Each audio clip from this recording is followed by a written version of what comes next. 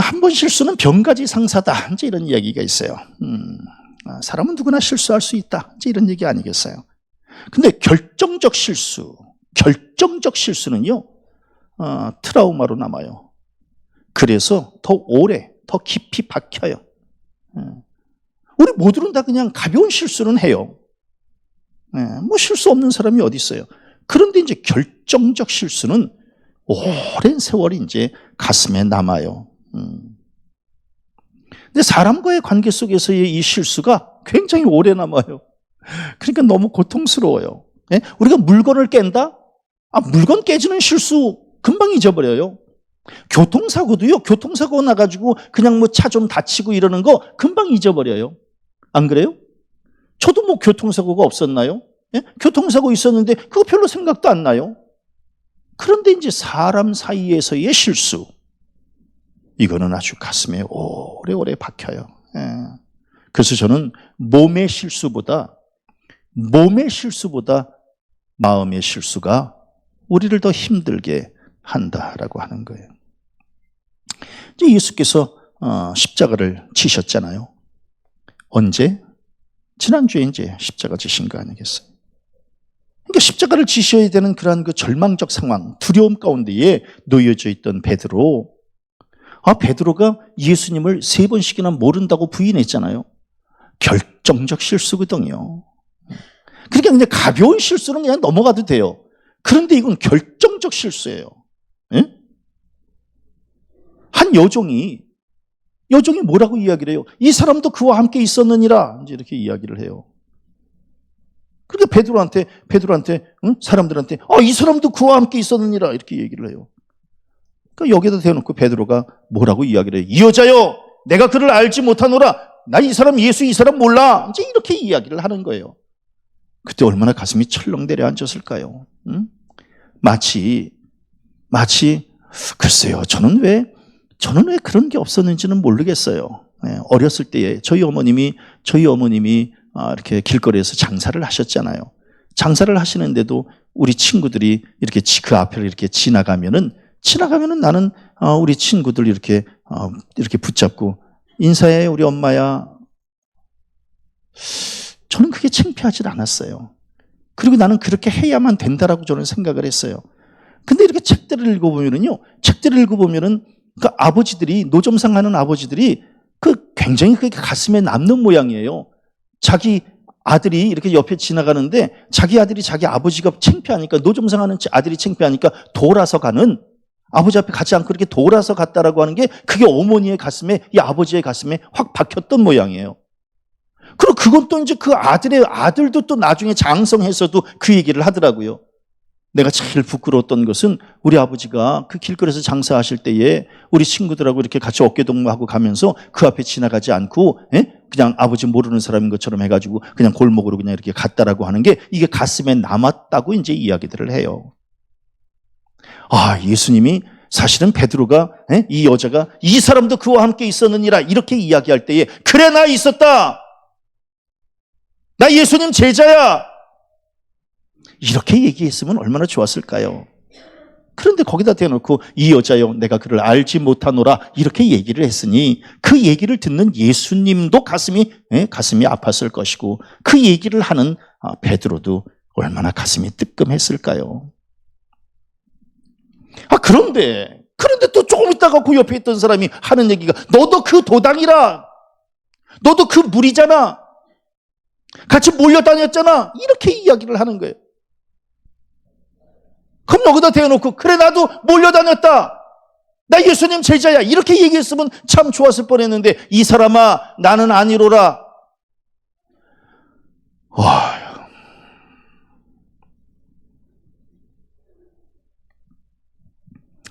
옛날에 저희 어머님이 이제 제가 학교 다닐 때 좀 이렇게 어디 가서 뒤떨어지고 이런 삶은 안 살았거든요. 그러니까 저희 어머님이 이제 이렇게 학교에 상장 받으러 오셔요. 상장 받으러 오시면은, 그러면 좀 시장에서 장사하던 그 돈주머니나 좀 내려놓고 오셔야지. 근데 그냥 이만한 돈주머니를 그냥 허리춤에다 차고 그냥 막 학교로 오셔요. 상장 받으려고. 근데 복도에 걸어오실 때, 우리 어머님이 복도 걸어오실 때 전교생이 알아. 왜냐하면 동전 소리가 나거든. 철렁철렁. 철렁철렁 해가지고 이렇게 오셔요. 그러면 이제 애들이 야 귀환이 엄마 온다, 귀환이 엄마 온다 이제. 근데 저는 그게 창피하지 않았어요. 그래 우리 엄마야. 좀 이때 좀 베드로도 좀 그렇게 얘기해 줬으면 얼마나 좋아. 그래 예수님 우리 스승님이시다. 주님이셔. 이렇게 좀 얘기해 주면 너무너무 좋았을 뻔했는데 이 사람아 나는 아니로다. 참.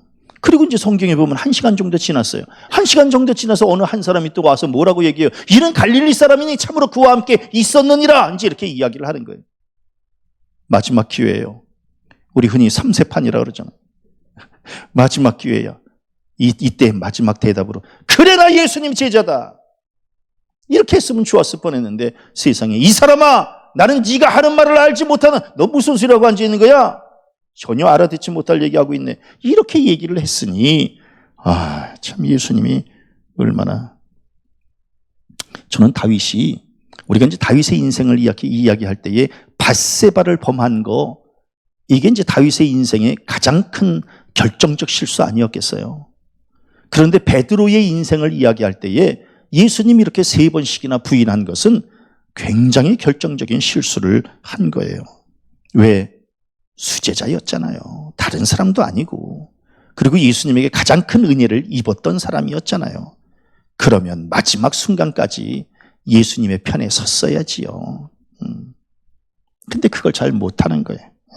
그러니까 그냥 너무 마음이 아파요. 그래서 이제 베드로는 그때부터 이제 내가 이 정도밖에 안 되나 하는 자괴감을 갖는 거예요. 정말 내가 이 정도밖에 안 되나 이제. 그리고 이제 예수님에겐 죄스러움, 예수님 바라볼 때마다 이제 죄스러워지는 거예요. 참 창피하게 부끄럽고 이제 이런 마음이에요. 우리 성도님들은 어디를 가든지 그래 나 장로다 하실 수 있고 그래 나 권사야 하실 수 있죠?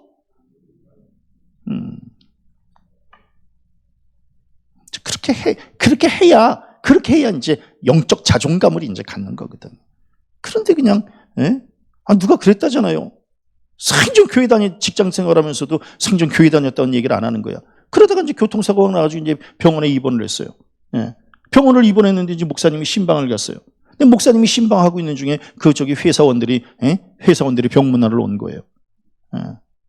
그랬더니 목사님이 이제 그분에게 김 집사님 이렇게 얘기를 했더니 그 회사원들이 깜짝 놀라는 거예요. 김 과장이 교회 다녔어?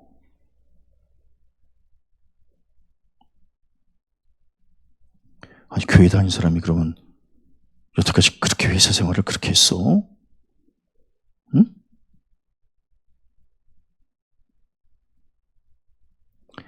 우리 성도님들 어디를 가서 당당하게 저 교회 권사입니다. 예? 그럼 세상 사람들 권사야? 권사가 저렇게 살았어? 여태까지? 베드로한테 너도 너 예수님의 제자지 이렇게 했을 때에 당당하게 그래 나 예수 제자다 이렇게 얘기를 했어야 되는데 거기다 대놓고 나는 모른다고 이렇게 얘기를 하니 그 얼마나 그 수제자면 지금 뭐예요? 목사 아니면 장로 아니겠습니까? 참 마음이 아픈 거예요. 그리고 나서 이제 예수님 돌아가시고 나니까 이제 어떻게 해요? 예수님 돌아가시고 나니까 이제 예수님 모른다고 그랬으니까 그 마음에 이제 뭐 믿음도 없고 이제 이렇게 되니까 다시 이제 물고기 잡으러 간 거예요. 그러니까 사명자에서 어부로 다시 돌아가는 거예요. 참 기껏 어부에서 끌어다가 사명자 세워놨더니 다시금 이제 사명자 때려치고 어부로 가게 된 거예요. 왜? 당장 먹고 사는 게 이제 발등에 불이 떨어졌기 때문에 그래요. 그러니까 이제 가서 물고기 잡는 거예요. 근데 물고기 잡는데 뭐 고기가 잡히나요? 그런데 참 예수님도 참 너무해요. 생각해보면. 그 물고기 잡고 있을 때에 거기를 예수님이 부활하신 예수님이 찾아가신 거예요. 찾아가서 또 예수께서 하시는 말씀이 얘들아 너희에게 고기가 좀 있느냐? 좀 잡았니? 이렇게. 못 잡았습니다. 그래? 그물을 배 오른편에 던지라. 그리하면 잡으리라. 이 얘기를 베드로가 이제 들은 거예요. 깜짝 놀랐을 거예요. 가슴이 철렁 내려앉았을 거예요. 왜? 3년 전에 똑같은 일이 있었잖아요. 3년 전에. 예? 그거 잊어먹고 살고 싶어서 이제 이랬는데, 근데 그냥 부활하신 예수님이 오셔서 지금 이렇게 말씀을 하시니까 3년 전에 했던 얘기 똑같이, 예? 3년 전에도 물고기 잡지 못하고 있을 때 예수께서 뭐라고 말씀하셔요? 깊은 데로 가서 그물을 내려 고기를 잡으라. 이렇게 말씀하셨잖아요. 응? 그러니까 그냥 베드로가 깜짝 놀라는 거예요. 가슴이 철렁 내려앉고, 이게 참, 아차 싶었을 거예요.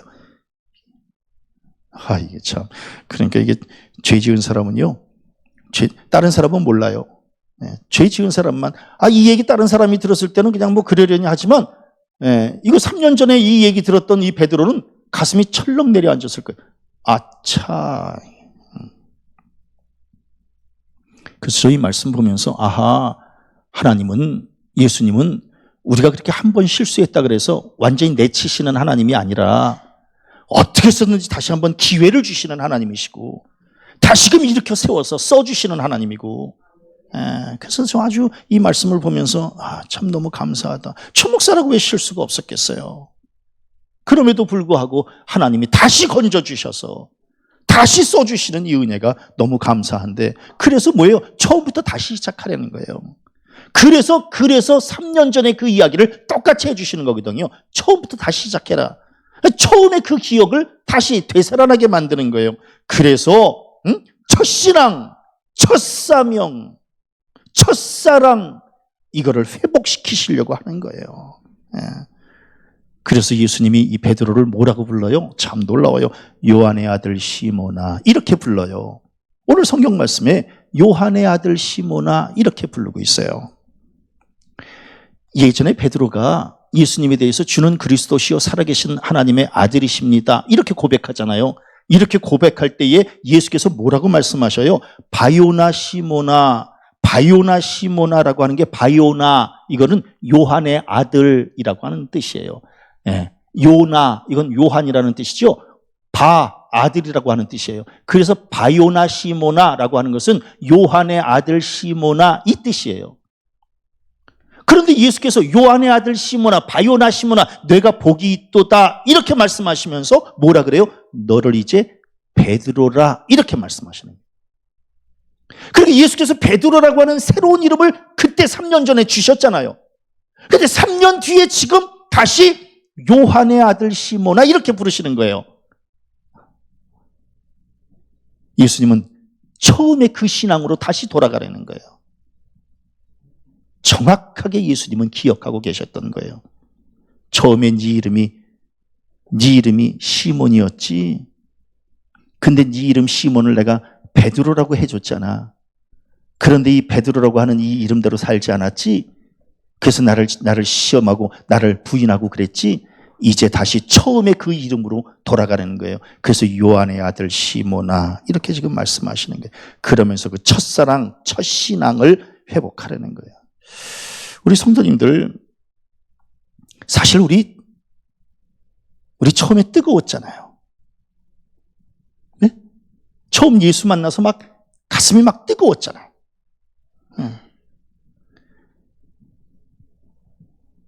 우리 장로님들 막 뜨거웠잖아요. 뜨거워서 그냥 막 교회에서 그냥 막 어마어마한 직임을 감당해서 장로를 세웠잖아요. 그러면 이상기 장로님, 장로 때의 믿음이 더 좋았어요? 장로님을 보면 장로님은 장로 때의 믿음이 더 좋았어요? 권사 때의 믿음이 더 좋았어요?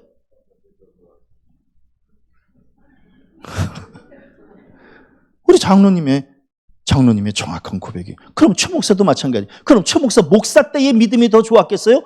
아니면 전도사 때의 믿음이 더 좋았겠어요? 이상기 장로님, 최 목사를.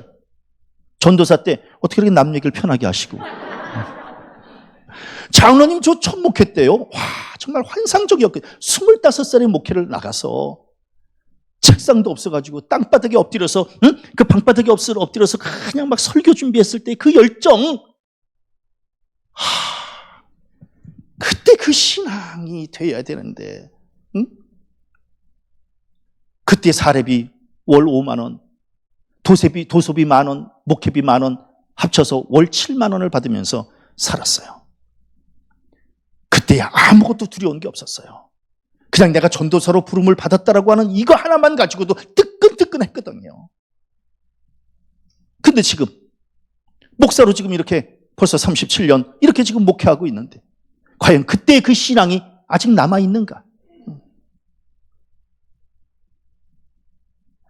베드로, 맨 처음에 요한의 아들 시몬아라고 불러줬던 그때의 그 신앙, 그래서 그때 그 신앙 뜨끈뜨끈해가지고 예수님이 너 이제 앞으로 베드로의 삶을 살아라 이렇게 했는데 다 잃어버리고, 그러니까 하나님이 다시금 너 그냥 요한의 아들 시몬으로 그냥 다시 시작해라 라고 해서 지금 3년 뒤에 요한의 아들 시몬아 라고 다시 불러주시는 거예요. 다시 시작하라는 거예요. 우리 성도님들, 우리 이상기 장로님이 굉장히 중요한 고백을 하셨지만 우리 또한 마찬가지 아닙니까? 응? 지금 우리의 신앙이 옛날에 그 예수 만나서 처음에 막 뜨끈뜨끈했던 그 신앙 그대로 갖고 계셔요? 어때요? 갖고 계세요? 그 신앙을 가지라는 거예요. 그 신앙. 아니나 달라요? 예수께서 이제 말씀하셔요. 요한의 아들 시몬아, 네가 이 사람들보다 나를 더 사랑하느냐? 이 사랑 얘기 나오면요 꼼짝 못해요 우리. 예? 네가 이 사람들보다 나를 더 사랑하느냐? 예수님은요 우리의 입술을 통해서 당신을 향한 믿음의 고백을 듣기를 원하세요. 그러니까 네 입으로 얘기해봐라. 사람들이 인자를 누구라고 하느냐? 네 입으로 한번 얘기해봐봐. 그리고 너희는 나를 누구라고 하느냐? 네 입으로 한번 얘기해. 왜? 믿음은 고백이기 때문에 그런 거거든요. 고백해보라는 거예요. 고백이 곧 신앙이고 신앙이 곧 고백이기 때문에 그런 거예요. 우리 성도님들 예수님 사랑해요? 그럼 이제 아멘만 하지 말고 그냥 자기 입으로 직접 한번 고백해보는 거예요. 제가 예수님을 사랑합니다. 시작. 이 고백이 있어야 된다는 거예요. 이 고백. 왜? 고난이 닥치면 이 고난을 이길 힘이 고백밖에 없기 때문에 그래요. 그러니까 고백이 결국 고난을 이기게 하는 힘이 되는 거거든요. 고백 없으면 또 변절해요. 오늘 아침에 지금 우리 성도님들이 이렇게 어렵게 이 예배 나오는 게 이게 쉬운 문제가 아니에요. 응? 그런데 지금 이렇게 어렵사리 지금 이렇게 예배를 나오시는 것은 예수님 사랑하는 믿음의 고백 때문에 나오신 거 아니겠어요? 이 고백이 아니면 움직여지질 않는다고요. 특별히 고난의 때, 지금 이제 이 제자들이 앞으로 겪어야 될 이 신앙의 위기, 신앙의 환난, 이거 엄청나거든요. 예. 이제 박해가 시작되는 때이거든요. 이거 견뎌낼 수 있는 방법은 오직 하나예요. 고백밖에는 없는 거예요. 고백이 없이는 또다시 무너지는 거예요. 그러니까 지금 예수께서 부활해서 이 베드로에게 오셔서 말씀하시는 게 네 입으로 얘기를 해보라는 게 네가 나를 사랑하느냐라고 하는 이 고백에 한번 대답을 해보라는 거예요. 응? 어느 날 배우자가 묻잖아요. 당신 나 사랑해? 이제 이렇게. 제일 당황스러워요. 그 물어볼 때. 이상희 전원님, 요새 제가 이상희 전원님이 제일 만만해. 예. 장로님은 유권사님이 장로님에게 물어보는 이 얘기, 당신 나 사랑해? 이 얘기를 유권사님이 장로님에게 물어보는 스타일인가요? 아니면 장로님이 유권사님에게 물어보는 스타일인가요? 아, 유권사님이 이제 우리 장로님에게 당신 나 사랑해? 라고 이제 물어요? 그럼 우리 장로님은 뭐라고 대답하시나요? 예? 아, 당당하게? 그럼 저랑 한번 연습 한번 해보도록 하겠어요? 여보, 당신 나 사랑해? 우린 여기서 이제 보기와 다른 사람, 이상기, 이렇게. 그런데 이게 굉장히 중요한 문제가 있어요. 당신 나 사랑해? 라고 해서 이제, 그럼 사랑하지. 이렇게 얘기를 했는데, 만일에 유권사님이 사랑한다는 사람이 그래? 이렇게 얘기할 가능성도 있어요. 사랑한다는 사람이 그래? 이러니까 이제 주춤하는 거예요. 사랑한다는 말을 이걸 잘 못하는 게. 그러니까 이제 우리 장로님이 이제 뭐라고 말씀하셔요? 아, 쓸데없는 소리 하지 말고 밥이나 먹어. 그러니까 지금 예수님이 베드로에게 너 나를 사랑하니? 이렇게 물으실 때에 주님 제가 사랑해요. 이렇게 얘기했을 때 그럼 사랑한다는 놈이 나를 3번씩이나 부인해?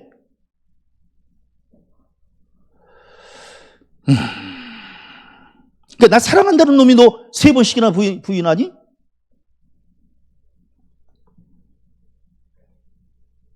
그러니까 이제 뭐라고 얘기도 못하는 거예요. 뭐라고 얘기 못하니까 이제 얼버무리는 거예요. 뭐라고 얼버무려? 주님 그러하나이다. 내가 주님을 사랑하는 줄 주님께서 아시나이다. 이게 말이 길어지는 거는요, 의심해 볼 필요가 있는 거예요. 아까 우리 장로님처럼 그냥 한마디만 하면 되는 거예요. 그럼 사랑하지. 내가 당신을 사랑하지. 이렇게 한마디만 하면 되는데, 근데 베드로는 그냥 한마디만 하면 되는 거예요. 주님, 제가 주님을 사랑합니다. 이렇게 말하면 되는데, 주님 그러하나이다. 내가 주님을 사랑하는 줄 주님께서 아시나이다. 이거는 굉장히 어려운 대답이에요. 이 저변에는 사랑 안 한다라고 하는 게 깔려 있는 말이에요. 왜냐하면 주님께서 아시나이다거든요. 이 책임을 주님에게 넘기는 거예요.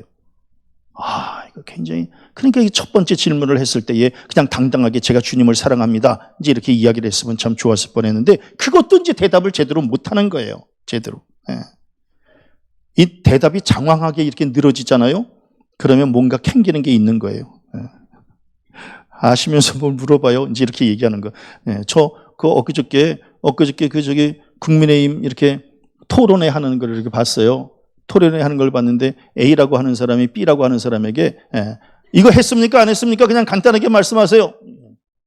그랬더니 B라고 하는 사람이 이제 말을 못 하는 거예요. 이제 했다고도 안 하고 안 했다고도 안 하고 그러면서 이제 막 장황하게 막 얘기를 하는 게 막 장황하게. 그러니까 이제 A라고 하는 사람이 그렇게 그냥 복잡하게 얘기하지 말고 그냥 한마디만 하세요. 했어요? 안 했어요? 그러니까. 그랬더니 또 막 장황하게 막 얘기하더니 나중에는 한 것도 아니고 안 한 것도 아니고 그냥 그렇게 그냥 마감이 됐어요. 그러니까 네가 날 사랑하니? 라고 물었을 때에 그냥 한마디 간단하게 하면 되는 거예요. 함께 따라합니다. 제가 주님을 사랑합니다. 이렇게 그냥 한마디만 해주면 되는 거예요. 그거를 못하는 거예요. 그거를 못해. 아니나 달라요? 그러니까 예수께서 다시 물어보시는 게 두 번째로, 요한의 아들 시몬아, 내가 나를 사랑하느냐? 참 예수님 짓궂어요. 그냥 한번 이렇게 그냥 대답을 제대로 못하면 그냥 넘어갈 수도 있는데 예수님이 또 물어요. 또 물어. 그런데 더 결정적으로 물어요. 맨 처음에 물을 때는 이 사람들보다 이렇게 물어요. 지금은 뭐예요? 지금은 그냥 아예 대놓고 네가 나를 이렇게 물어요. 이 사람들보다 이렇게 묻질 않아요. 비교하지 않아요. 그냥 네 신앙 네가 고백하라는 거예요. 네 신앙. 단도직입적으로 네 신앙 네가 고백하라는 거예요. 신앙이라고 하는 것은 다른 사람하고 비교하는 거 아니에요. 그냥 하나님과 나와의 1대1의 관계예요. 그래서 누구의 신앙을 평가할 필요도 없어요. 평가해봐야 소용없어. 왜? 이 사람 내가 볼 때, 목사가 볼 때는 신앙이 별로 없는 것 같은데 하나님이 보시기에는 신앙이 있을 수 있거든요.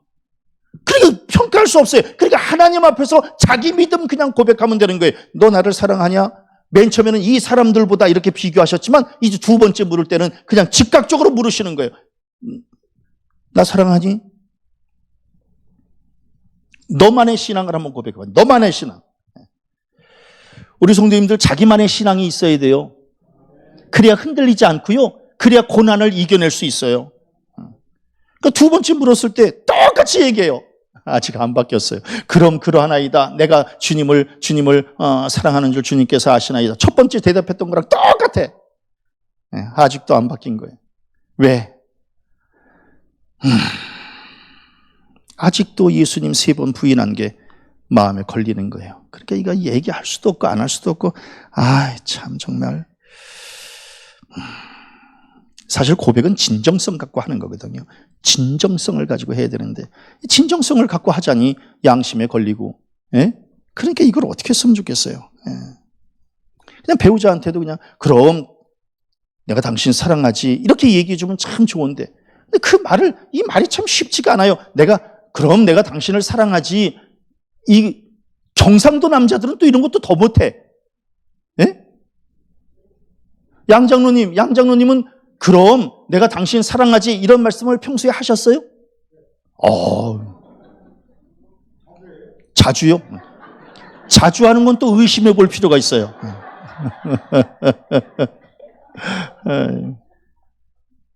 이상희 전원님, 저희 집에서는 제가 물어보겠어요? 얘 엄마가 저에게 물어보겠어요? 네, 제가 물어보죠. 얘 엄마는 평생 묻지도 않아요.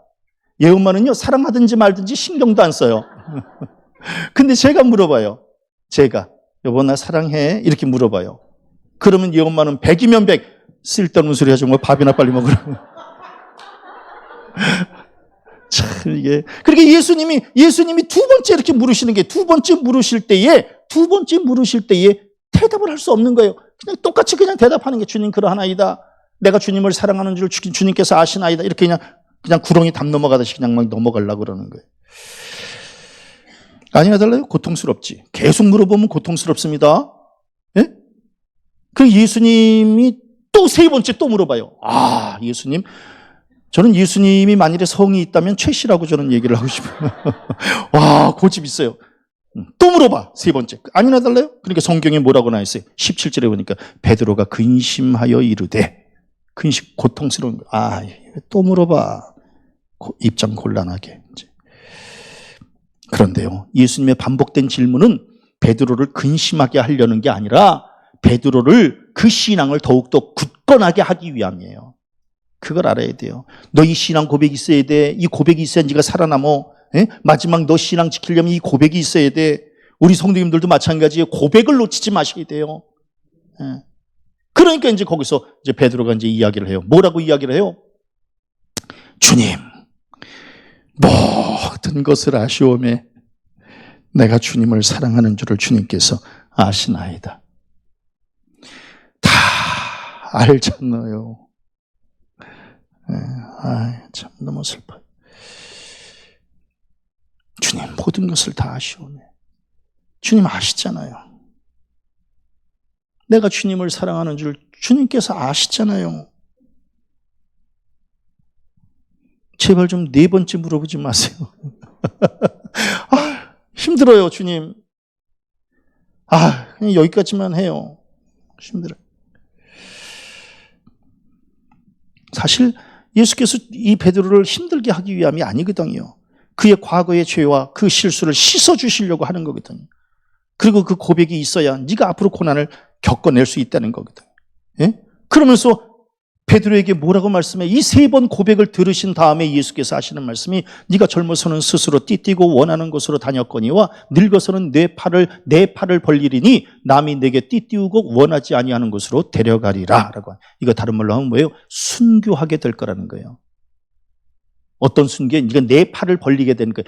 내 팔이라고 하는 것이 뭐예요? 이 팔다지, 사지를 벌리게 될 것이고, 네가 십자가에 매달리게 될 것이고, 남이 너에게 띠띠우고 지금 너를 묶게 되어질 것이고, 네가 원하지 않는 죽음의 곳으로 너를 데리고 갈게 될 것이라고 하는 거예요. 그러니까 네가 순교하게 될 거라는 거예요. 그러니까 그 순교를 네가 이겨낼 것 같으면, 이겨낼 수 있으려면 결국 이 믿음이 있어야 된다는 거예요. 내가 주님을 사랑하나이다 라고 하는 이 믿음.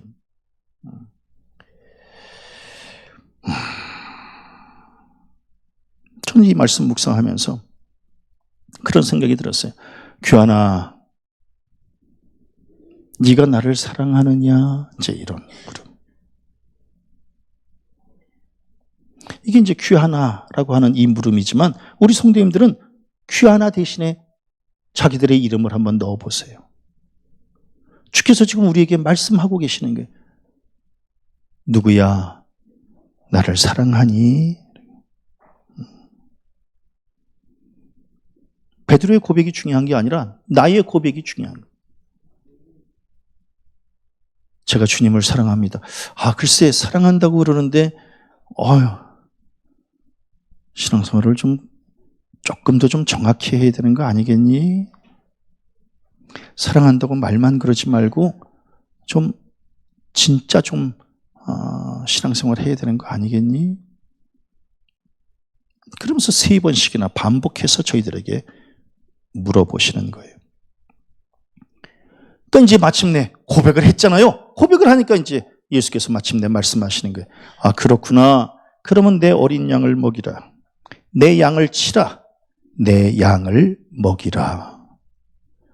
그럼 다시 사명 감당해야지. 고백을 했으면 사명 감당해야지. 3년 전에 예수님에 대한 고백을 했더니 예수께서 뭐라고 말씀하셔요? 내가 너희를 사람을 낚는 어부가 되게 하리라. 이렇게 말씀하셨어요. 너 온전한 신앙 고백했구나. 그러면 이제 사명을 감당해야지. 사람 낚는 어부가 돼야지. 이제 이렇게. 그러니까 뭐 때문에 고백을 하게 하시는가? 사명 주시고 사명 감당하게 하려고 고백하게 하시는 거거든요. 그러니까 지금도 내가 주님을 사랑하나이다 라고 했더니 그래? 그럼 내 어린 양을 먹이라. 내 양을 치라. 내 양을 먹이라. 사명 감당해야지. 사명 감당해야지. 우리 성도님들도 예수님 사랑한다고 고백하시면 그냥 무조건 그냥 입만 고백하는 게 아니라 사명 감당하셔야 된다라고 하는 거예요. 사명 감당해야지. 고백했으면 사명을 감당해야지. 그런데 오늘 성경 말씀에 어린 양을 먹이라. 어린 양이라는 거예요. 왜 어린 양이라고 했을까? 간단해요. 어린 양 쉽지 않아요. 천방지축이에요. 네가 지금 가서 복음을 증거해야 되는 그 대상은 그렇게 성숙하고 뭐 길들여지고 이런 양이 아니라 어린 양이라는 거예요. 천방지축의 그 심령들을 네가 가서 먹여야 된다라고 하는 거예요. 쉽지 않은 일이에요. 쉽지 않은 일입니다. 목회가 왜 어려워요? 우리 성도님들 오늘 최 목사가 이렇게 설교하면 나가서 이제 설교한 대로 사시잖아요. 그렇죠? 설교한 대로 가서 살아야 이게 성숙한 양인데, 그러면 목회가 그렇게 어렵지 않은데, 근데 어린 양이에요. 어린 양. 우리 성도님들 서로 사랑하세요 그랬는데 예배 끝나자마자 앞마당에서 싸워. 천방지축이에요. 그냥 막 자기네들 마음대로요. 갑자기 그 생각이 나네. 어느 교회 집회를 갔어요. 집회를 가서 이제 낮 집회야. 낮 집회 이제 막 목사님에게 순종해야 되고, 그 다음에 또 이제, 앞으로 이제 이 교회가 건축을 해야 되는데, 목사님께서 다 기도하고 계획하신 거 있으니까 목사님께서 이렇게 하시는 대로 다 순종하셔야 됩니다. 이랬더니 낮 집회 참석한 장로님들을 비롯해서 모든 교인들이 아멘! 그래서 이제 집회 마치고 이제 식당에 갔어요. 강사 대접받느라고 이제 식당에 가서 이제 앉아서, 전호님 그 건축 방향 이렇게 하면 참 좋을 것 같죠? 그랬더니 이제 담임 목사님이 네, 우리 그렇게 하려고 그러는데요. 그랬더니 장로님이 하시는 말씀, 안 됩니다. 저희들은 이렇게 할 생각이에요, 목사님. 그래서 아니 30분 전에 아멘 했잖아. 30분 전에 목사님이 하시는 대로 이렇게 그냥 따라가기로 아멘 하기로 했는데, 아멘을 했는데도 불구하고 30분 뒤에 아닙니다. 그래서 어린 양이라는 거예요. 어린 양. 우리 성도님들은 지금 신앙생활 하신 지 40년, 50년이 됐는데 아직까지도 어린 양인지 아니면 성숙한 양인지. 성숙한 양? 어린 양? 그래서 목회가 어려워요. 목회가. 다 그냥 한마디 착 하면 그냥 척척척척척. 그럼 얼마나 편하겠어요. 그러니까 이 베드로에게 예수께서 가서 어린 양을 치라, 어린 양을 먹이라라고 말씀하신 것은 이게 목회가 참 쉽지 않겠구나. 그러니까 오늘날 목회가 힘든 거는요. 신학생들 목회 안 해요. 학교 졸업만 하지. 목회가 어렵거든. 왜?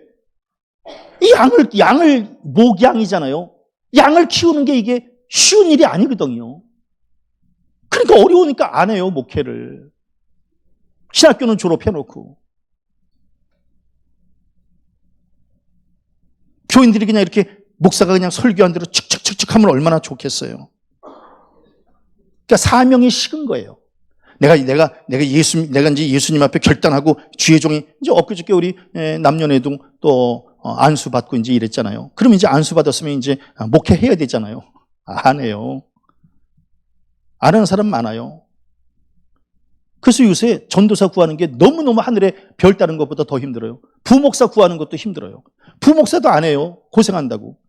그 정도의 사례비 받고 부목하겠어요? 그러니까 우리 성도님들 박 목사에게 잘해줘야 돼요. 왜냐면 안 하겠다고 나가면 이제 구할 사람도 없어요. 그래서 이제 앞으로 박 목사 떠나면 예엄마를 부목사로 세우려고 그래요. 생전 안 떠날 사람은 예엄마밖에 없어. 응? 왜? 어린 양이기 때문에 그러는 거예요. 말을 안 들어요. 그러니까 신학교를 졸업해도 가서 목회하기가 쉽지 않다는 거예요. 응? 그러니까 베드로도 마찬가지예요. 베드로도 이제 간단해요. 고백이 식으면 사명이 식는 거고, 고백이 뜨끈뜨끈하면 그러면 사명도 불일 듯 일어나는 거예요. 결국은 고백이에요. 그러니까 예수 사랑한다라고 하는 이 고백이 아직 남아있으면 사명 감당하는 거고, 이 고백이 남아있지 않으면 사명을 감당할 수가 없는 거예요. 우리 교인들도 마찬가지 아니겠어요? 고백이 있으니까 예배도 나오는 거고, 고백이 있으니까 주의 성전을 위해서 헌신도 하는 거고. 아멘. 토요일마다 그렇게 그냥 바쁘고 힘들고 피곤한데도 와서 이제 청소들 하잖아요. 힘들어도 하시잖아. 그거 다 예수에 대한 사랑 때문에 하는 거거든요. 예. 그 사랑 없으면 와서 청소할 수 없어요. 예.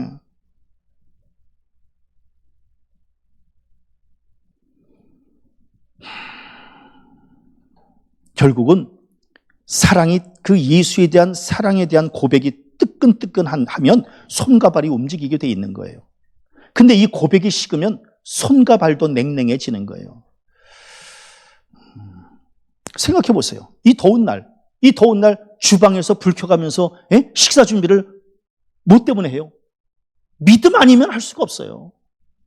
믿음 아니면 할 수가 없지. 헌신? 결국은 사명 때문에 하는 거거든요. 사명 때문에. 저는 오늘 우리 성도님들하고 함께 이 말씀을 묵상하면서 하나님은 우리에게 다시 한번 일어나라고 말씀하세요. 너 그렇게 그냥 축 처져 있냐?